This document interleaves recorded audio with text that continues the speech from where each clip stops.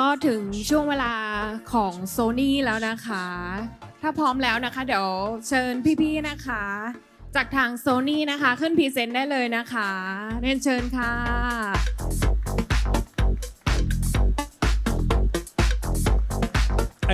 ขอเสียงตบมือหน่อยครับผมโหทำเหมือนงานตัวเอง สวัสดีครับ ทำเหมือนงานตัวเองเลยคุณไปอยู่ด้านนู้นคุณซุปอยู่ตรงกลางมีร่องนะฮะระวัง ก่อนอื่นเลย ครับผม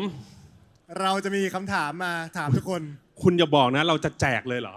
แจกเลยแจกเลย ใครที่อยู่ในงานนะครับ ครับ ร่วมสนุกกับเรานิดหนึ่งนะฮะ วันนี้โซนี่มีของมาแจก ใช่มีของ เพี มาย ง แจก แค่คุณตอบคำถามได้นะครับเราก็จะแจกของ เมื่อกี้ผมเห็นเดินลุกออกไป เดินกลับเข้ามาใหม่เลย หลายคนเลยนะครับรู้ว่าเราแจกของเมื่อกี้ที่มีการโชว์เรียวเล็กๆน้อยๆบนเวที ครับ นะฮะกับรถกระบะอีซูซูของเรา ครับ โอ้โหดีใจที่พูดชื่อถูก แหมเมื่อกี้เรานัดแนะกันคนละรุ่นกันนะนะครับใครทราบบ้างครับว่ากล้องที่อยู่บนตัวหุ่นยนต์นี้ คือกล้องอะไรครับ ยกมือฮะอุ้ยโอ้เอาใหม่ไม่มีใครยกเลยว่ะเดี๋ยวก่อนฮัลโหล1 2 3กล้องที่อยู่บนหุ่นยนต์ตัวนี้ คือโซนี่รุ่นอะไรครับพี่เลยฮะเอาแล้วยังไม่ติดขออีกรอบนึงนะฮะรอโซนี่บูลาโนครับ บูลาโนเป็นคำตอบที่ผิดครับผม เวนิสนะครับ ไม่ทันแล้วสุรพงษ์นายไม่ทันแล้วเลยตั้งชื่อให้เขาด้วย มีใครตอบได้อีกไหมฮะ ใครตั้งชื่อไม่ใช่ใครมีใครตอบได้อีกไหม นับ3นะ นับ3นะ 3 2 1ยกมือ ข้างๆ ข้างๆครับ เวนิสครับ เวนิส เวนิส ยังเป็นคำตอบที่ยังไม่ถูกครับ ให้เขาให้เท่าไหร่ ให้เหรอขออีกทีนึง ขออีกทีหนึ่ง ขออีกทีนึงนะ อีกทีหนึงครับ ขออีกทีนึงนะครับ3 2 1ยกมือครับนี่สุดหล่อของเรา เวนิส2ถูกต้องเอาเสื้อเลยครับเสื้อให้น้องเลยเสื้อกับกระเป๋าครับนี่คือหนึ่งใน DOP รุ่นใหม่ไฟแรงอีกท่านหนึ่งจากบล็อกไลท์ชูดนี่เป็นไงพี่ขายของให้ เป็นนักเรียนบล็อกไลท์ชูดด้วย ถูก รุ่น ต้อง ล่าสุดเลยใช่ไหม นี่แหละฮะไฟแรงคนนี้นะฮะเสื้อนี่ใส่เข้าไปแล้วเนี่ยงานจะเพิ่มอีกประมาณ 50% ในปีนี้ เป็นบัฟ ใช่ครับผมนะครับประมาณนี้ก็เป็นเวนิส2นะครับที่เวนิส2ที่ตัวเซตติ้งกันอยู่ตรงนี้ในการถ่ายกระบะเมื่อกี้นะครับก็ถ้าท่านใดสนใจก็สามารถเดินไปดูที่บูธโซนี่เราได้ใช่ นะครับที่บูธตรงนี้เรามีอีกตัวหนึ่ง มีอีกตัวหนึ่ง วางให้เล่นอยู่ตรงนั้น ใช่วางให้เล่นเลยนะครับคุณคู่กับจอมอนิเตอร์นะครับแนะนำตัวกันก่อนผมโอ๊ตนะครับจากบริษัทโซนี่ไทยแล้วก็กรครับจากบริษัทโซนี่ไทยนะครับวันนี้เรามีแขกรับเชิญโอ้โหยืนหงอยเลย ยิ้มหน่อยนะให้ไมค์ ให้ไมค์เขาหน่อยนะครับ สวัสดีครับผมยูซุปครับเป็น DT อยู่ไลฟ์โบสครับเป็นดีทีอยู่ไลฟ์โบส อยู่ไลฟ์บอสนะครับก็มีช่อง YouTube เป็นของตัวเองด้วยยูทูบเบอร์ใช่ไหมนะครับนะครับวันนี้เรามาเรื่องอะไรดีครับก่อนวันนี้เราจะมาคุยเรื่องของกล้องซีเนียลตราที่เป็นตัวใหม่ล่าสุดของ Sony อุ้ยแล้วว่าเราจะเล่นเกมซะหน่อยไม่ทันแล้วจากแจกอีกอยากแจกอีกเหรอเดี๋ยวท้ายนี้ได้จบนี้ก่อนโอเคเรานั่งคุยกันนะครับนั่งโอเคนะครับใครมีบูลาโน่อยู่ในมือบ้างแล้วครับยกมือนิดนึงเดี๋ยวมีก็บ้าแล้วมันจะมีได้ไงเรายังไม่ขายนะครับนี่ก็เป็นกล้องซีเนลต้ารุ่นใหม่ของทางโซนี่ที่เพิ่งเปิดตัวมาแล้วกันนะครับก็ถือว่าได้รับการเขาเรียกว่าน่าสนใจนะครับน่ารับการจับตามองนะครับส่วนหนึ่งก็คุณยูซุปเองก็เป็นบุคคลท่านหนึ่งที่ได้ทำงานกับไฟล์แล้วกันไฟล์ของบูลาโน่นะครับว่าวันนี้เลยเอาคนที่ทำงานไฟล์บูลาโน่เนี่ยมานั่งคุยกันว่าแบบเป็นยังไงบ้างใช่แล้วนะบูลาโน่เป็นไงบ้างครับก่อนบูลาโน่โอเคก่อนอื่นเลยนะฮะครับผมเราต้องจิ้มในนี้แล้วเราดูสไลด์ในนี้โอเคครับผมโอเคบูลาโน่เนี่ยเป็นกล้องที่มีคอนเซปต์ว่าต้องเป็นกล้องตัวเล็กกล้องตัวเล็กใช่ครับที่สามารถทำงานคนเดียวได้แต่ว่าคุณภาพไฟล์ต้องดีด้วยต้องดีมากๆนะครับซึ่งตัวนี้เป็นกล้องที่ถ่าย 8.6K ได้ครับผมนะครับแล้วก็สามารถบันทึกเป็น XOCN แบบ LG นะครับเป็นไฟล์ XOCN ที่เล็กที่สุดของ Sony แล้วคุณภาพมันได้ไหม ได้คุณภาพได้เดี๋ยวเราจะคุยสไลด์ถัดไป ใช่ คุย ว่ามัน สไล โอ ด์ เคไหม นะฮะ ใช่ นี่ ไหม สรุ มี ป อะไรอีก คร่าวๆก่อน เล็กคอมแพค เล็กคอมแพค เป็นร้านอันการ เท่านี้ คดี ยั ว งไม่พอเพราะว่า ครับ ตัวเนี้ยเป็น PL เมาส์ได้ เพียวเมาส์ได้ใน เป็น ตัว E เมาส์ได้ อืม แค่คุณถอดหัวข้างหน้า ครับ ก็จะเป็น E เมาส์ทันที อ่า อ่า ก็ใช้งานได้กับพวก ใช้ เลน งาน ส์ ได้ อีก 72 ตัวแล้วกัน ใช่ นะค ครั รับบ ของโซนี่ถ้าที่เป็น e m o u s e ซูเปอร์35ก็ใช้ได้ ชัดจัง โอเค นะครับ ฮะแล้วก็ตัวเนี้ยมีกันสั่น มีกันสั่นในตัว มีกันสั่นเอาง่ายว่าใช้ง่าย รองรับกับ PL mouse ไหม รองรับ รองรับด้วย เดี๋ยวเราดูในสไลด์ดีกว่า ครับผม ก่น อย่าเจาะ อื่น มาก รพูดหมด เดี๋ยวจะพูดหมด อ่ะ ถึงน่าว่าน่าสนใจ อันแรกเป็นเซ็นเซอร์ก่อนนะครับ ผม เซ็นเซอร์เราถ่าย 8.6K นะฮะ ครับ ก็เอาง่ายว่าถ่าย 8K 30p ได้ ครับ 6K 60p ได้นะฮะ 4K 120p ได้ สบาย อ่า ในเฟรมเรท สบายไหม ครับผม สบาย นะครับ ฮ คุณภาพไฟล์เดี๋ยวมาดูอีกทีนึง คุณภาพฟล์ หนักไหม ดูดีนะฮะ เราสรุปให้ฟังโอเค ทีนี้พอมาถึงไฟล์เรื่องของ XOCN หลาย ครับ คนไม่รู้จัก XOCN XOCN เป็นไฟล์ของ Sony ครับ นะครับที่มีความละเอียดสูงมาก ครับ ๆ เทียบเท่ากับเกือบเท่า Sony RAW แล้วก็สูงพอๆกับอะไรนะ ProRes 444 ครับ 4444 สีเยอะ 4-3 ตัวฮะ ครับประมาณนั้น 4-4 ตัว 44 ตัว 4-4 โอเค นะฮะตัวนี้ก็ซึ่งไฟล์ XOCN LT เนี่ย ครับ เป็นไฟล์ที่มีขนาดเล็ก อืม เนี่ยเราจะมีคอนเซปต์เขียนว่า flexibility in post ครับ small size ก็คือมันเล็กแล้วก็ไฟล์คุณภาพดียืดหยุ่นสูงนะฮะแล้วก็ exceptional quality ก็คือคุณภาพดีมาก นี่อย่างที่ อ่า คุณยูซุปได้ใช้งานมา รู้สึกว่าเป็นไง ๆสัมภาษณ์จากได้ใช้มาล่าสุด ก็จากที่ได้ลองเทสดูแล้ว ถือว่ายืดหยุ่นดี แล้วก็สามารถที่จะทำเป็น HDR ได้ เป็น HDR ได้ด้วย ใช่ เพราะว่ามัน อ่า ให้คุณภาพไฟล์ถึง 16 บิตครับ 16 บิตครับ 16 บิต อืม แต่ตอนนี้ที่มีปัญหาคือ ก่อนหน้านี้คือไฟล์มันยังเปิดใน DaVinci ไม่ได้ เพราะว่ามันใหม่มากเนาะ ใช่มัน ก็ ใหม่ ยังไม่ซัพพอร์ต ใช่ มันยังไม่ซัพพอร์ต ก็ต้องใช้ตัวเดโมที่ อ่า ส่งจากDaVinci มาให้ลอง ก็คือ ใช้ ต้อง ดู ส่งเรื่องไปขอ DaVinci ว่าเฮ้ย ใช่ ฉันขอ ใช่ เวอร์ชันที่เป็นเดโมหน่อย ใช่ครับ ใช่ โอเคฮะ ใช่ใช่เพราะว่าไม่งั้นคือพูดง่ายถ้าพูดถึงเรื่องของตัว MV ตัวล่าสุดที่ได้ถ่ายไปของพี่จ๊อบนะครับ ก็คือเป็นตัวแรกที่ใช้กล้อง Sony Burino ครับ ในการใช้แล้วก็ประเด็นคือตอนนั้นที่ติดปัญหาคือเรื่องของไฟล์เนี่ยแหละครับ ที่มันยังเปิดไม่ได้ ก็สุดท้ายก็เปิดได้จากดาวินชีมาก็ได้เปิดได้ลองเล่นได้ลองถ่ายแล้วได้ถ่ายจริงใน MV ตัวใหม่ล่าสุดของพี่มิกซี่ใช่ครับผมถ้าไม่มีชั้นนั่นแหละครับก็คือใช้จากกล้องตัวนี้เป็นตัวถ่ายครับก็ถือว่าโอเคไฟล์ไม่เล็กไม่ใหญ่ ส่วนฟอร์แมตที่ถ่ายในครั้งนี้ก็คือจะใช้เป็นตัว 6K ตอนแรกจะถ่าย 8K แล้ว แต่ด้วยความที่MV จะถ่ายเป็นไฮสปีดเป็นหลัก จะได้ไม่ต้องสวิงฟอร์แมตไปมา เข้าใจ ก็เราก็จะ พอเป็น 6K เราใส่สปีดสูงได้ ใช่ครับ อ๋อ ก็เลย โอเค เราวางเป็นฟอร์แมตนี้ไปดีกว่า เข้าใจครับ จะได้ไม่ต้องสวิงไปสวิงมาเรื่องของไฟล์ครับครั โอบ เค โอเคครับ เดี๋ยวมีภาพให้ดู เดี๋ยวมีภาพเบื้องหลังให้ดูด้วยนะ ถัด ยังไง มา ต่อ นะครับ ผม ไม่ใช่แค่ XOCN ค LT รับ ที่มีในตัวนี้เนาะ ครับผม เราจะมีตัว XAVC อื H ม ซึ่งเป็น XAVC ตัวใหม่ของ ครับ Sony ผม ถามว่ามันดียังไงก็คือพอมันเป็น H265 ค เนี่ รับ ย ผม มันก็จะบีบอัดไฟล์มากขึ้น ใน ใช่ คุณภาพที่ ที่เล็กลง มากกว่าเดิม อ่า มากกว่าตัว H265 ตัวเก่า ใช่และขนาดเล็กลง เล็กลง อ่า นะครับอันนี้ นะ ก็สามารถไปลองใช้กันได้ ก็ ครับ คือตัวเนี้ยเรียกว่าถ่ายทั้งไฟล์ดีมาก ครับ ๆได้ แล้วก็ไฟล์เล็กๆ ที่คุณภาพยังดีก็ได้เหมือนกั ใช่นะครับก็อยู่ในตัวเดียวส อยู่ บาย ในตัวเดียวสบาย นะครับ มาก ยืดหยุ่นแล้วกันในการใช้งาน ยืดหยุ่น นะครับ มากๆ จะง่ายกับทาง DIT ที่เขาจะไปจัดการไฟล์ ใช่ฮะ นะฮะเดี๋ยวเรามาดูกันนะฮะ อ่ะหลายๆ คนอาจจะสงสัยเรื่อง bit rate นะฮะ ครับผม ซึ่งอันเนี้ยเป็น bit rate ที่เอามาจากเว็บไซต์ Sony Pro ครับผม นะฮะ เปรียบเทียบให้ดูแล้วกัน ใช่ไปที่ให้ดู นะครับ ก็คือ XOCN เราจะเขียนเลยว่าจะมี XOCN ทั้ง 3 แบบที่ ครั ทาง บผม Sony มีอยู่นะฮะ สีฟ้านะฮะ ครับซึ่งเจ้า Burano เนี่ยก็ ครับ คือตัวสีฟ้าล่างสุด ครับผม 4K LT XOCN LT ครับ สังเกตว่า bit rate นะฮะจะอยู่ที่ 389 เนาะ ครับ ซึ่งมันเล็กกว่าตัวXT ถึง 60% ครับ ในคุณภาพไฟล์ที่ใกล้เคียงกัน ใช่ ใช่ นะฮะ นะครับ ฮะ ประมาณนี้ ใช่ จาก เดี๋ยว ที่พี่ยูซุปใช้มาเป็นไงบ้างพี่ อยากรู้ ก็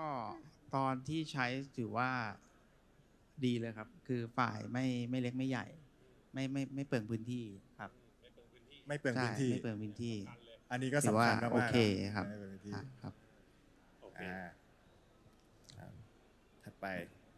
ปุ๊บ มีอะไรน่าสนใจdual bass ดูว่าเบส แล้วก็มี 2 ค่าให้เลือก มี 2 ค่า นะครับ แต่ว่าตัวเนี้ยจะเป็น ครับผม 800 ที่เป็น low bass ครั กับ ผม 3,200 อืม อันนี้อยากถามพี่ยูซุปเล เอย อ 3,200 เนี่ย พอดีไหมได้ใช้ไหม ได้ใช้ครับใน MV ตัวล่าสุด ตัวล่าสุด คือได้ใช้เพราะว่ามันกำลังพอดีมันคือไม่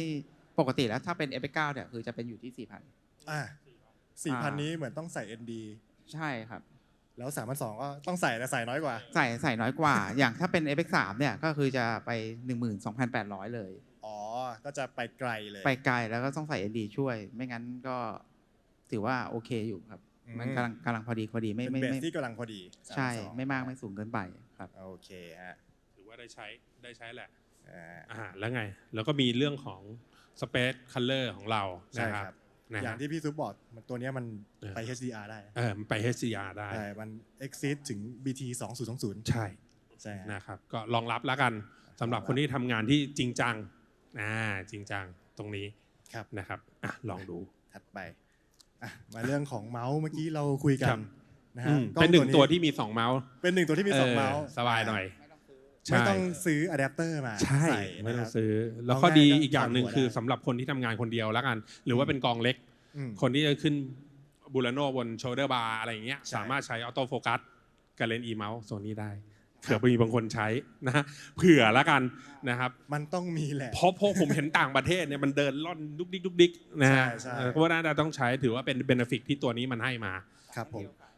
สายแฮนด์เฮลอะไรประมาณนี้ ครับ นะครับถัดมาเมื่อกี้พูดถึงเรื่อง ND ทีนี้ก็มีมาให้ ตัวนี้ก็มี VND ในตัวนะครับ ครับ นะฮะลองใช้ได้นะ แต่ แต่ว่าวันนี้ไม่มีนี่หว่า ไม่มีมาไม่ทัน มาไม่ทัน ก็ ก็มีตั้งแต่ 2 สต็อปถึง ครับ 7 สต็อปนะฮะ ครับ ซึ่งการเปลี่ยน ND ของมันเนี่ย ครับ ค่อนข้าง สมูท seamless สมูทมาก สมูทมาก ๆ คือเราจะไม่เห็นว่ามัน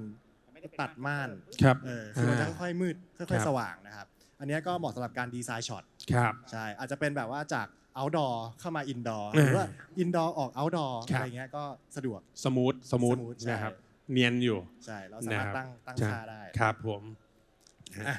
ถัดมา อ่า อันนี้เป็นตัวอย่าง เป็น การ ตัวอ ตั้ ย่าง งค่า ครับ คือมันจะอยู่เป็นปุ่มข้างๆกล้องนะฮะ ครับ กดปุ๊บไฟขึ้น ใช้งาน ดี ได้ ติดแล้ว ใช่ง่ายๆเลย อ่า นะฮะถัดมากันสั่น ครับผมเป็นไง พี่ซุปเล่าให้ฟังหน่อย จุดขาย อันนี้ถือว่าเป็นข้อแตกต่างสำหรับตัวบูรโนนะครับกับถ้าผมว่ามีคนถามว่ามันต่างกับ F9 ยังไง ก็นี่เลยครับ มันมีกันสั่น คืออย่าง F9 มันไม่มี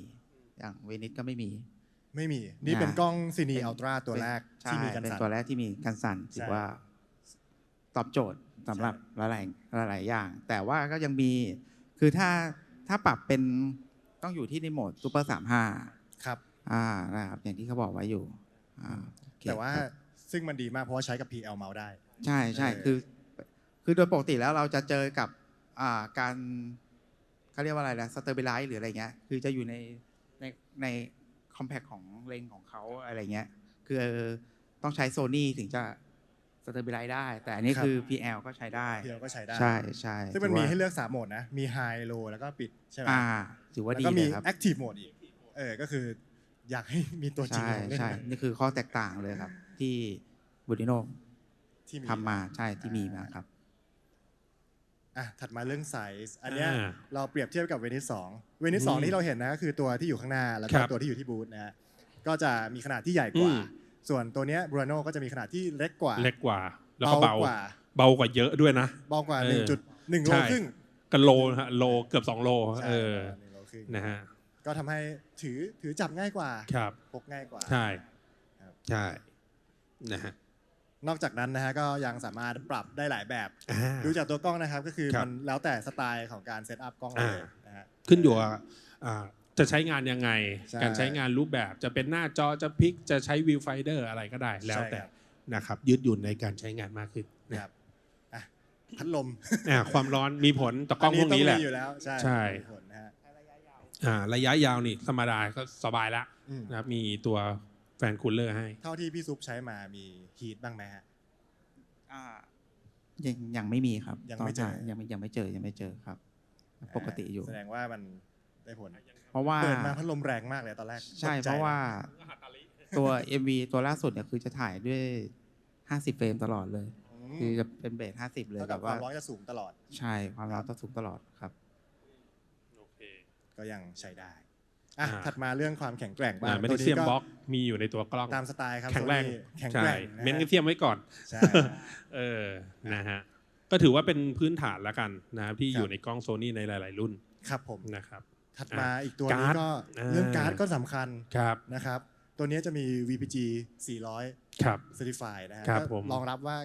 ไอตัวการ์ดเนี่ยสามารถอ่านได้ด้วยความเร็วสูง ครับ สปีดสู อื ง ม นะครับใช้เป็น CF Express ก็ได้ Type B B ไทย Type B B ใช่ Type B นะครับ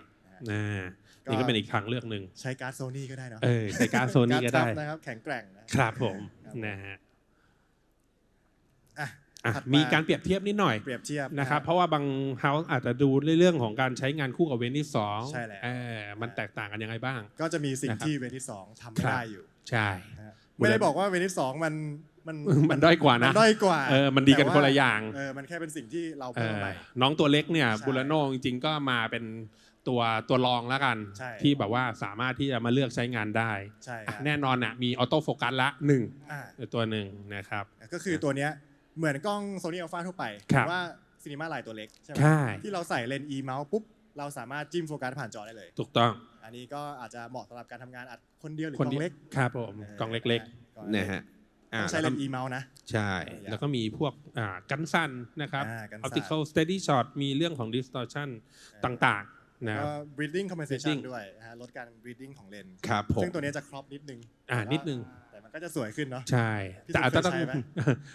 ยังไม่ได้น่าจะยังไม่ได้ ไม่ ใช้ ได้ใช้ นะครับก็อันนี้ก็เป็นเล็กๆน้อยๆที่มันมีความแตกต่างกันละกัน ใช่ นะครับบูราโน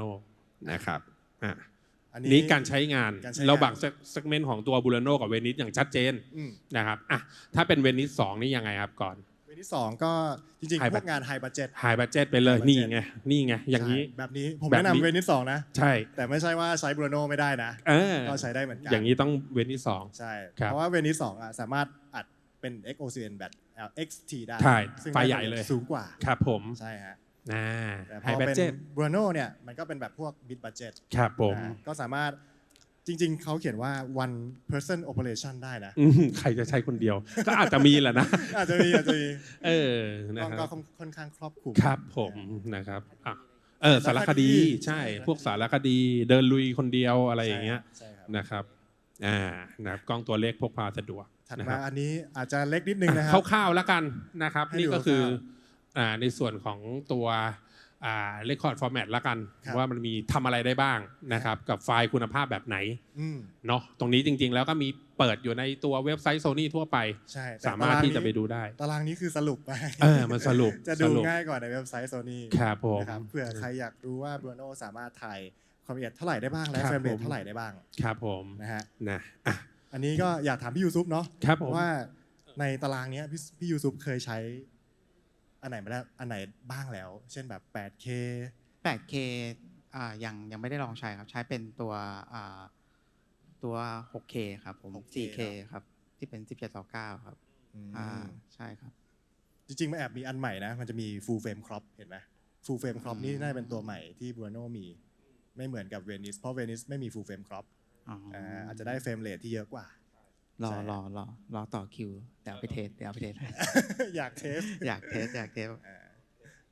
ครับผมประมาณนั้น ครับ อ่ะ ผม แต่ว่าต้องบอกว่ากล้องตัวเนี้ยพี่ยูซุปเคยทำ DAT ในกองมาแล้ ครั ว บ ก็จะมีตัวอย่างว่า behind the scene ว่า Bruno เนี่ยไปถ่ายอะไรมาบ้างนะครับ ไปถ่ายอะไรมาบ้าง อ่าง งานออกมาเป็นยังไง มันเป็นยังไง เพื่อจะ บ้ง ผ่านตาบางท่านที่อยู่ในนี้บ้าง ใช่ครับ อ่า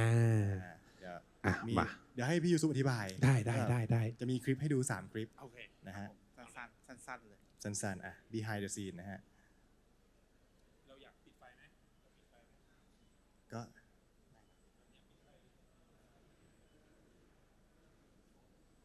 พี่ซุปเล่าเรื่องหน่อย ในนี้มีจอข้างหน้า อันนี้จะเป็นใช้ถ่ายในห้องมืดนะครับ ผมก็เลยใช้ในเบส3,200เพราะว่าจะได้ละเอียดที่ดีกว่า อ่า ในการเก็บ เบสไฮ ใช่ ครับ ครับผม อันนี้ประมาณนี้ครับที่ลองทำมาไฟล์ เดี๋ยวเราลองกอใหม่ จากมืดๆนะครับผม รูป แล้วก็ถือว่า Dynamic Range ค่อนข้าง โอเค ดี ถือว่าดีครับ โอเค ผมเก็บมาดีครับ อย่างนี้ถ้าเราเทียบกับกล้องเวนิสอะเป็นไง อ่าผมว่ารุ่นพี่เขาทำดีกว่าครับ ยังไงรุ่นพี่ก็ต้องดีกว่าเนาะ ว่าดีกว่าอยู่แล้วครับ ดีกว่า ผม โอเคเอาถัดไปเนาะโอ้นี่มีซีนน้ำด้วย อันนี้เป็นฉากฝนตกครับ ฉาก ฝ ฝ น น ต ต ก ก ใช้ Steady Cam ของพี่บีครับผมก็เลยพี่บี Steadicam ใช่ครับ อ๋อ อันนี้จะเป็นฉากไฮสปีด อืม 50 เฟรมค อั รั น บ นี้ถ่าย50 เฟรม ใช่ครับ ถ่าย50 เฟรมทั้ง MV ดิจำได้ทั้งโปร ใช่ เจกต์เลย ใช่ทั้ง ไห โปรเจกต์แล้วก็ซีนนี้จะเป็นใช้เป็นดูอัลเบสก็คือเป็น3,200 3,200เหมือนกัน ใช่ครับ เพื่อที่ 3,200 จะได้เก็บรายละเอียด ถ้าไม่งั้นเดี๋ยวคือพอแสงมันไม่พออะไรเงี้ยพวกน้อยพวกอะไรมันจะมา อืม ถ้าเราเกิดว่าเราเอาไฟล์ไปทำเยอะๆอะไรอย่างเงี้ยครับ ครับ อ่า โอ้ดูจอใหญ่ก็ไม่แย่นะ อ่า อันนี้ขนาดคลิป Full HD ใช่ครับ ใช่ตัวนี้คือตัวไฟนอลแล้วใช่ไหม process แล้ว ใช่ครับไฟนอลแล้วครับ โอเค ผม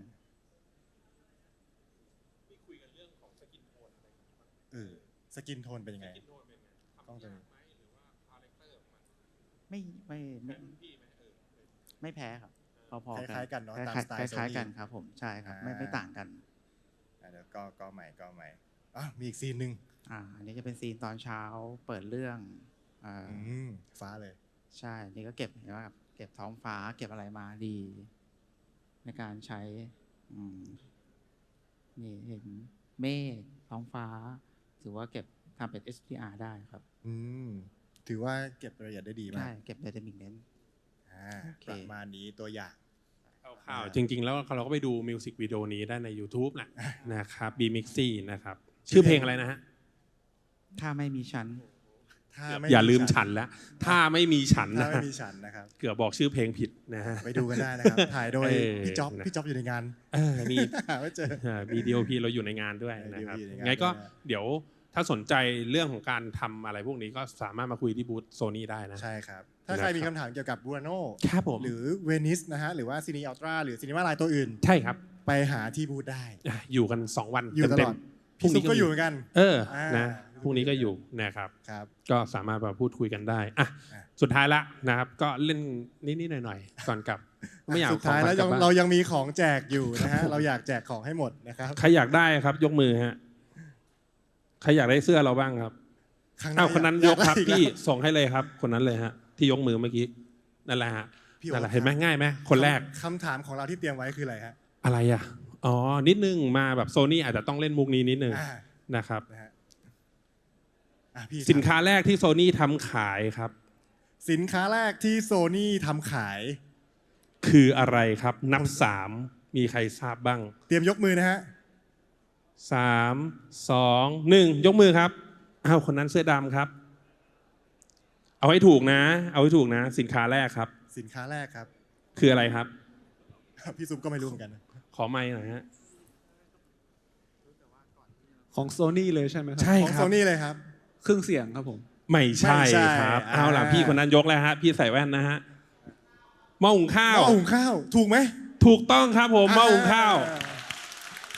แล้วเรามากล้องได้ไงวะ ถือว่าเรามาไกลเหมือนกันนะ เรามาไกล จากหม้อหุงข้าวมาสู่ เรามาไกลมากหม้อหุงข้าวนะฮะ ก็มีประวัติอยู่ก็ไปดูใน YouTube ได้สนุกสนานกันไป ครับผม นะครับอ่ะประมาณนี้หอมปากหอมคอยังไงก็ ประมาณนี้ ทางก็สวัสดีทุกท่านนะครับ ที่เป็นพาร์ทเนอร์ที่มาร่วมกิจกรรมในวันนี้นะครับ ก็ ครับ ขอบคุณมากก็อย่าลืมแวะที่บูธโซนี่ด้วยนะครับ ครับผม ฝากช่อง YouTube อะไรนะขายของดีนานๆขึ้นเวที ก็ขอฝากช่อง YouTube ด้วยนะครับผม ไปดูเบื้องหลังได้ครับผมมี YouTube อะไร YouTube อะไร ยูทูบเบอร์ครับผม ยูซูเบอร์ ยูทูบเบอร์ครับผม นะ ได้ ครับโอ้โหลิ้นเลิ้นแข็งหมด ครับ ลิ้น ผม เลิ้นแข็งหมดยูซูเบอร์นี่ โอ นิด เค นึง มี ครับ มีเบื้องหลังของMV ตัวนี้อยู่นะครับผม แล้วก็มีแบบพวกเบื้องหลังหลาย ๆ อันอยู่ด้วย ใช่ใช่ อ่า ใช่ ไปดู ครับ ได้ครับ ถือว่าเป็น YouTube ที่น่าสนใจ อ๋อโอ นะ เค ครับ ครับผม ใครติดตามซีเนอัลต้าของโซนี่นะครับรวมถึงซีนีมาไลน์อย่าลืมที่บูธนะครับทักทายกันได้นะครับวันนี้เราทั้ง 3 คนขอตัวลาไปก่อนนะครับ สวัสดีทุกท่านนะครับสวัสดี ข ค อบ รั คุณ บ มาก ผม ครับ